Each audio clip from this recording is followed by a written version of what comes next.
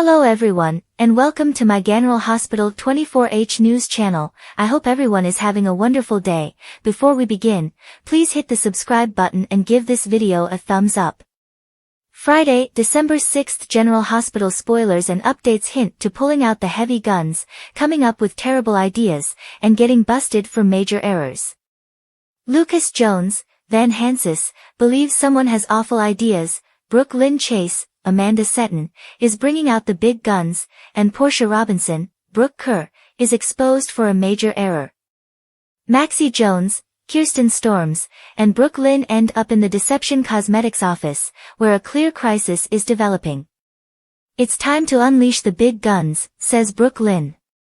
Something unsettling in the distance catches their eye and raises the possibility of an emergency. Is Natalia Ramirez, Eva LaRue, going too far again? As they take in the spectacle, Brooke Lynn's nervousness is evident, and Maxie feels the same way. What may these big guns consist of? Maybe Tracy Quartermaine, Jane Elliott, is being considered as a backup. Maxie and Brooke Lynn are tense because they sense an impending crisis. With Haven de Havilland, Morgan Fairchild, by her side and a variety of goods on the table, Lois Cerullo, Rena Sofer, appears obviously distressed during a tense moment. Suddenly, a well-known voice with a Bensonhurst accent breaks the tense silence and asks, "Are ashamed of where you come from?"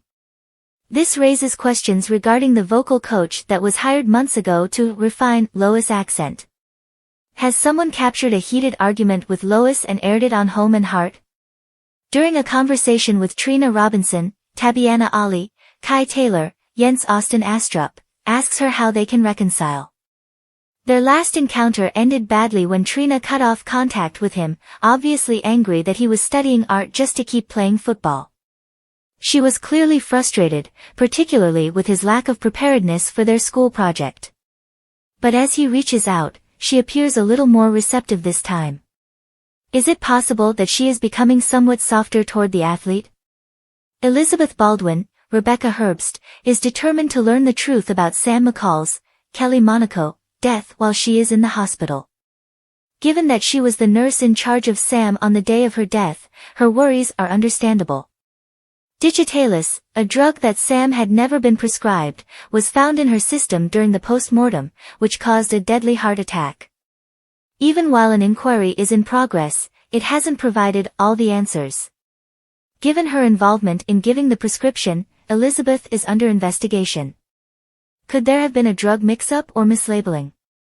As he confides in someone about his worries that a particular course of action would cause difficulty, Lucas sits in the hospital with a worried expression on his face. Even though the autopsy found no fault, he has been struggling with guilt over Sam's death because he bravely tried to save her when she went into cardiac arrest. Lucas finds the situation especially upsetting because Lulu Spencer, Alexa Havens, is his adopted cousin and Sam is his half-sister. He knows that a serious mistake was made, but the issue still stands: who is to blame? He is in a desperate search for answers, just like everyone else who loved Sam. While Portia Robinson, Brooke Kerr, looks upset, Stella has a suspicious expression on her face as she informs Portia that she has just made a big mistake. Is it possible that during an investigation, Stella discovered Brad Cooper's, Perry Shen, role in Portia's manipulation of Heather Weber's, Allie Mills, medical records? After taking her to Sedona, Heather had long since left with Stephen Lars Weber, Scott Reeves. But everyone could be under scrutiny if the hospital is being looked into because of Sam's digitalis poisoning. Tension is high in the Port Charles courthouse now that the jury has returned. Ava Jerome, Maura West, and Rick Lansing, Rick Hurst, sit side by side. Molly Lansing Davis, Kristen Vaganos, Alexis Davis, Nancy Lee Grahn, and Christina Corinthos Davis, Kate Monsey, are on the opposite side.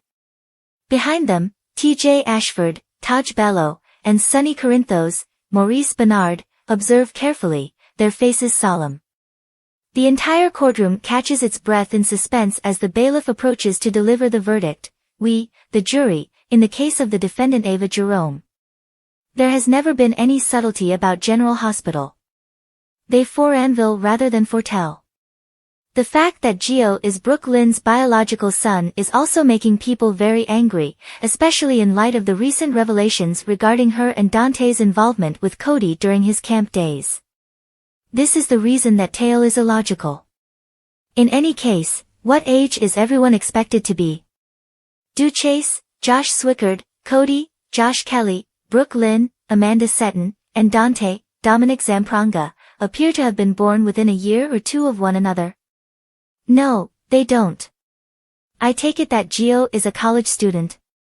Therefore, Brooke Lynn is at least in her mid to late 30s if he is 20 years old, unless we have another Claudia, Sarah Brown, and Johnny, Brandon Barish, scenario. Neither Setton, who is actually 38 years old, nor the writers have been portraying her in that manner. The age at which she is written and portrayed is considerably closer to 32, which is Swickard's true age. In the meantime, Zampranga is 45 and Kelly is 42. That span is quite large. The most pressing question, though, is why a teenage Brooke Lynn would have needed to place her child for adoption. She doesn't fit any of the typical causes. You can't afford to raise your child, so you give it up. Brooke Lynn Quartermain would never have been bothered by that. Your family would shamefully cut you both off, so you give up your child. Does anyone think Ned, Wally Kurth, or Lois, Rena Sofer, would do that? You don't want to be a mother, so you give up your child. Indeed, it is evident that Brooke Lynn, a teenager, is a pampered child who wants to assign her problem on someone else. The problem is that BLQ is wealthy. Wealthy folks don't have to deal with their own issues. Wealthy folks employ others to handle their issues. A full-time nanny would have been within Brooke Lynn's means. Lois would have been delighted to oversee. Heck, Jane Elliott's character Tracy would have been delighted to oversee. It would have been completely unnecessary to give Gio up, even to other Cerullo family members. According to General Hospital, GH, spoilers for the upcoming 2 weeks, from December 9th to December 20th, Dex Heller, Evan Hofer, may endanger himself. Dex's encounter with Cyrus Renaud, Jeff Kober, and some discussion of Cyrus's activities on Halloween night will take place during the week of December 9th to 13th. If the police officer becomes suspicious, Cyrus might see Dex as a threat because he is probably the one who overdosed Sam McCall, Kelly Monaco. In any event, if Jocelyn Jacks, Eden McCoy, notices Dex and Cyrus's encounter, she might get concerned. Jocelyn will express her worries to Dex, but he will reassure her. Later on, Jocelyn will regrettably receive some shocking news. Is it possible that Dex will get injuries as a result of Cyrus's attempt to remove him or while performing his duties? If Dex is battling for his life, Jocelyn might be extremely anxious because he will undoubtedly end up in the hospital shortly. After that, Christina Corinthos Davis, Kate Monsey, will receive an offer from Sonny Corinthos, Maurice Bernard, to think about. This may be related to Sonny's efforts to hold Ava Jerome, Maura West, accountable after the jury ruled her not guilty. There will be some criticism directed at Carly Spencer, Laura Wright, after Jack Brennan, Charles Measure, discovers she put a bug. Given that Brennan has obviously had a method to contact Valentine Cassadine, James Patrick Stewart, all along, Carly might potentially accuse him of lying to her about him. At some time, Anna Devane, Finola Hughes, will begin an interrogation, so she might confront Brennan over the phone with Valentine. It might result in Anna putting pressure on Brennan once more to reveal the whereabouts of Valentine and Charlotte Cassadine, Scarlett Fernandez. But since Brennan has already informed Valentine of Lulu Spencer's, Alexa Havens Bruning, awakening, Valentine might agree to give Charlotte to Jason Morgan, Steve Burton. Charlotte would like to live with her family at home rather than in hiding with her criminal father.